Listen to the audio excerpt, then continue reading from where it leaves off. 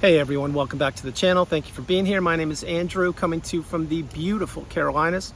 Today's topic is going to be why your silence always wins. Think about that for a minute. Everyone, if you like the content, please like, subscribe, and share. So I've done many videos on silence and how it is empowering and how you win when you are silent. Not when you are silenced, but when you are silent. I'm going to jump right into it again in this updated video. Why your silence always wins. This is post-narcissistic relationship. It's when you've gotten the tools and the wisdom on my channel and you are applying the tools and you understand that communicating with the narcissist, not only has it not ever served you, it won't serve you. And if your relationship ended, you by now have certainly gone no contact. You've blocked and removed all people and or flying monkeys associated with the narcissist. If you haven't, you have certainly utilized gray rock. But why your silence always wins, this is empowering. It's when you save and conserve your energy for yourself. You are no longer explaining yourself to the narcissist or to flying monkeys. You are no longer explaining your side of the circumstances or the story or what did or didn't happen. You are not defending yourself. You are not working for the narcissist. You are not thinking about the narcissist. You are now on the healing path. You are headed towards that pinnacle of indifference, that mountaintop of indifference, when you don't care about the narcissist or any former individuals that surrounded themselves with the narcissist, because these people, most of them, were casualties of the narcissistic relationship. Again, post-narcissistic relationship, let's say that you got discarded recently, or if the relationship ended recently, my heart goes out to you. It's going to take a mountain of work. It's going to take a lot of work to put yourself back together. You will do it in time, in your time. Remember, I did it. If I did it, you can do it. You will have to be patient, stoic. You will have to be galvanized. You'll have to be strong. But one thing you'll have to be is silent. Now, what I'm suggesting here is when you communicate with the narcissist, if you don't have to, why would you, first of all? But second of all, let's say you share kids, or you're still married, or you're living under the same roof, or you're tied by financial assets, or all of the above. Well, yes, are you going to have to communicate with the narcissist? You certainly will. You can communicate with them through the lawyer. If that isn't the avenue that you're going down, just watch how you communicate with the narcissist. Because remember, the narcissist, if you say A, B, and C, they are going to say X, Y, and Z. And on top of that, the narcissist wants to disrupt your energy. They've always wanted to disrupt your energy, and they have succeeded for a period of time, which is until you got the wisdom, until you got the tools and you applied them. And you understand that communicating with a person who doesn't want to hear what you have to say, and not only do they not want to hear what you have to say, but they want to spin it back around on you, you are better off talking to a wall or a tree behind me than you are talking to a narcissist, because the narcissist cannot reason. They can't introspect. They don't want to hear anything other than the abuse they will be dishing out to you. They don't want to hear about you or your circumstances. Think about when you were in the relationship in the past, when you would go home after a long day of work. What would you do? Would you be met at the doorstep with a Dr. Jekyll or a Mr. Hyde? You never knew, did you? No, of course you didn't know, because it depended upon how the narcissist got their supply that day. Did they conquer enough relationships that time, during that day? Meaning, did they get their supply from work or from friends or neighbors or colleagues or on their smartphone? Probably from all of those places and many more. Maybe even they got supply from your replacement, the new supply, which you were unaware of. But having said this, when you would open the front door, you didn't know what you would get. That's why you were on eggshells. That's why you were being gaslit. That's why you experienced the silent treatment. And this added up day in and day out, week after week, month after month, year after year, perhaps even decade after decade. And you realize that you were becoming a shell of yourself. Now, during the relationship, I can assure you, you were silenced. You were not being silent. The narcissist had you silenced because they trained you and they groomed you and they tricked you and they trapped you and they wanted you to become an extension of them. That's why so many times you were the unpaid helper. You were the walking apology. You were the errand person. You were the person who was paying the bills, who was planning vacations that were inevitably disrupted or blown up. You're the person who was paying for virtually everything. And what you were doing also was you were trying to work for that relationship, whether you knew it or not. You were trying to get back to that love bomb / euphoric stage. You never quite got back there because that was a facade. That was a mirage. That was not real. Yes, you experienced it, but what you actually experienced was a person who was completely mirroring back to you what you wanted to see to get you trapped in that zombie-like, trance-like state, the narcissistic fog. And again, they succeeded for a period of time until they didn't. Now, fast forwarding to the ending of the relationship, let's say your relationship ended years ago and you've healed now you are at that pinnacle of indifference? Well, number one, drop comments below, share with the community how you did it and what you did and the tools you utilized to get to where you are. One of the tools, I can assure you, was understanding why when you are silent, you win, how you win when you're silent, because explaining yourself or defending yourself to anybody about the relationship, it gets quite exhausting. Even your own family members, even your support system, if you had a support system after the relationship ended, these people, unless they've gone through the narcissistic relationship themselves, they can't wrap their head around what you're talking about. And you eventually figure out, wait, I need someone who understands what I'm doing or what I'm going through. I need someone who has experienced the narcissistic abusive cycle firsthand. And I need someone to help me get across the bridge, the mountaintop, if you will. These individuals are few and far between because many people experience the narcissistic relationship. Many people experience it and can't put their finger on it. They don't know what it was or what it is. Many people don't have the craving for the wisdom. Then there are people that have the craving for the wisdom, but they don't apply the craving of the wisdom. And then there are people like you who are healing, you're learning, you're growing, you're teaching, and you're understanding that when you're silent, you win. The silent part I'm referring to is conserving your energy for yourself, saving it for those loved and trusted ones around you who are in reciprocal relationships with you, for people that care about you, for people who will be there for you, for people who have proven themselves to you. Remember, when the narcissistic relationship ended, you lost an awful lot of your support system or your alleged friends and network of people. Associates from decades vanished. People that you thought would be there for you, they weren't. Many people were watching on the sidelines, enjoying their popcorn and watching your life implode and blow up. Now, that's very challenging for me to say that, but it's real. What these people don't understand is eventually things will go sideways in their life because everybody's life goes sideways at one point or another.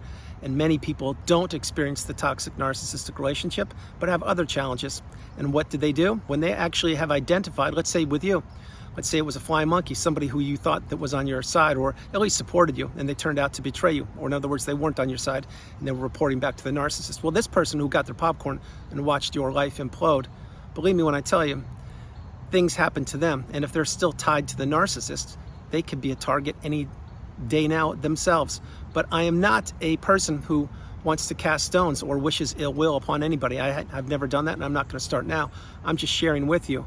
If you put yourself back together, you dusted yourself up by the bootstraps, and you have healed, you are now in the third version of yourself, the strongest, most galvanized version of yourself possible.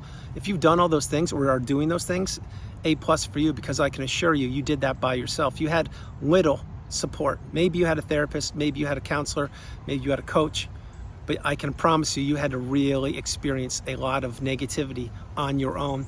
And every day when you went to work, or every day when you would try to get out of bed or go to the store to buy some food, it would be challenging because you didn't want to see people, because you were self-isolating. Understand the message. But getting back on track to the thumbnail, why your silence always wins. It always wins because there are two kinds of people on this planet post-narcissistic relationship. The kind of people that will be in your corner and the kind of people that will be there to support you. Now, these people will be few and far between because your circle of friends, I can assure you, or network of support system is really small now. I can promise you it's very small. On top of that, the other kind of people are the people that grabbed the popcorn and then watched your life implode, or people that sat on the sidelines and did nothing. They didn't come knock on your door. They didn't check in on you. They actually wanted to see you not succeed. Let's put it like that. So again, there are people that are for you and there are people that are not for you. Then there are other kind of people that are in the middle and different, people that you don't even know. And those people, again, if you bump into some strangers and you befriend them, make sure you use your boundaries and you understand that not everybody thinks the way you think. Not everyone wants the best for you. And that the wolf in sheep's clothing, i.e. the narcissist, is just that. Very dangerous, and they can shapeshift and they can come in all different forms. Keep in mind, the narcissist is not just an individual, it's a dark energy source that shapeshifts and it changes the physical appearance on this planet called Earth. It comes in human form in many different ways. Tall, short, thin, chubby, whatever you want to say. But that's why many times you encounter narcissism and you couldn't wrap your head around it until you finally met a narcissist that took you to the depths of hell. Why? Because you didn't get the wisdom. You had to go through that relationship to figure out that these people actually do exist and they're all around you on this planet.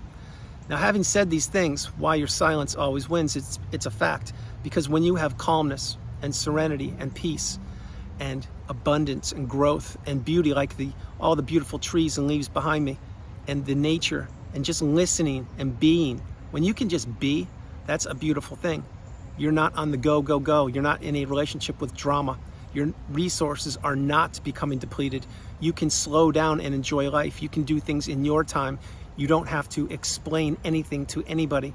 You don't have to defend your actions or defend any purpose why you may say no, the strongest word in the English language. You now have reduced your social circle, whether it was at your hands or the hands of the narcissist. You've now insulated yourself. You've now healed and or you are well on the healing path, and you understand your silence is golden. And why your silence always wins is because you now have nobody pulling the strings of your life. You don't have the puppet master there acting like they had your best interest in heart, when in fact all they wanted to do was to see you 6 feet under. Sorry to say it, but it's real. These people, i.e. the narcissist or the toxic individuals or even the flying monkeys, again, like I shared, they want to stir the pot at times. They want to pop up on your radar. They want to hoover. They want to ask questions to get you thinking about the past relationship at times. This is why I suggest so frequently on the channel, if you can, go no contact, block the narcissist, remove them, and delete all flying monkeys and people associated with them. If you can do it, do it. If not now, when? Now again, if your circumstances are different, you can't, I understand. Have an exit plan and try to find a way out of the toxic narcissistic relationship. Maybe you're waiting until one of your children graduates school or college. Maybe you're waiting to sell your house. Maybe you're waiting for the divorce to get final. Maybe you're waiting to start a new business. Who knows what you're waiting for, but please have a plan in place. Because if you are spending one more minute in a toxic narcissistic relationship than you need to, once you've identified that that is in fact a toxic narcissistic relationship, why would you do it? There's no reason to be in there. These relationships do not improve. And why your silence always wins is when you conserve your energy and your resources, which include your time, money, energy, effort, love, empathy, everything back into yourself. When you conserve your resources and your energy flows back into you, that's when your cup gets full. When your cup gets full, that's when you can really begin living your best life, and you can help other individuals out on the planet if you want to, but only when your cup is full.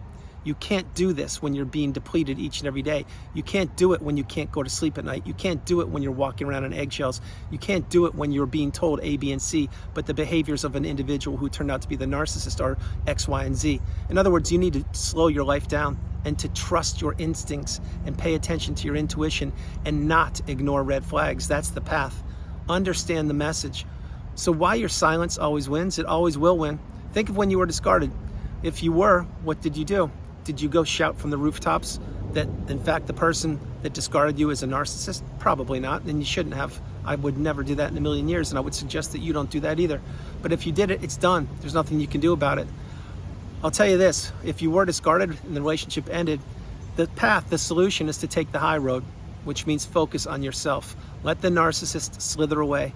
Let them live their life with the new supply. Let them do what they're doing. Now, many of you may be saying, wow, that's really rough, Andrew. I still care about the narcissist. I get it. I understand. That's the trauma bond. You need to break that. And to break that, it's going to take some time, some dedication, some fortitude, some strength, some healing, some commitment, and above all, radical acceptance. Because you need to really wrap your head around the fact that the person that perhaps you care about or cared about, they're not the person that you think they are. They're a toxic, narcissistic individual who has multiple other sources of supply. It wasn't just you, whether you married them or not. They had multiple sources of supply right in front of you or behind your back. But these people, they do no longer deserve to see you, to hear you, to think of you, to know anything about your whereabouts, how you're doing, who you are romantically involved with, or what business you're in, or your friendships, or your hobbies, or where you're traveling. They should know nothing about you. And that is exactly the path. Remember, why your silence always wins? It's because you now have healed, or you are healing, and you understand that anything you share about your personal life with anybody from the narcissistic period of time, it's not going to benefit you. All it is a pipeline to get back information to the narcissist, and then perhaps they pop back up on your radar, or you pop back up on the radar, and you get a Hoover, and here we go. That's not what you want. What you want to do is become small, get off their radar, and begin healing and living your best life. So guys, that's the video. I hope you liked it. I loved doing it from the beautiful Carolinas. This is Andrew. Namaste. Have a great afternoon, evening, or morning. No matter where you are on the planet, you are not alone. Remember that you are not alone. God bless you. I love you. And I'll talk to you later on. Have a great day, guys. Bye.